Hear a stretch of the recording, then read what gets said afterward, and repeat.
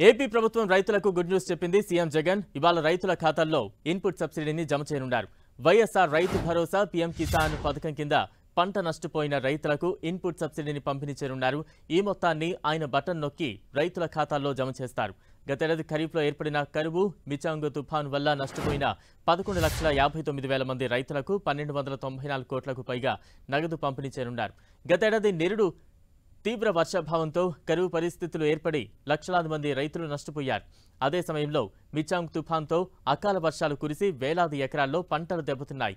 ఈ నేపథ్యంలో కరువు, తుఫాను వల్ల నష్టపోయిన 11,59,000 మందికి 1,294 కోట్లను ఇన్పుట్ సబ్సిడీ కింద సీఎం జగన్ ఇవాళ విడుదల చేయనున్నారు.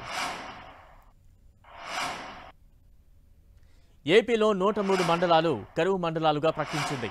గత డిసెంబర్లో మిచాంగ్ తుఫాన్తో 22 జిల్లాల్లో భారీ వర్షాలు కురిసి 6,65,000 ఎకరాల్లో పంటలు దెబ్బతిన్నాయని అంచనా వేశారు. తుఫాను కారణంగా 4,61,000 మంది రైతులు నష్టపోయారని లెక్క తేల్చారు.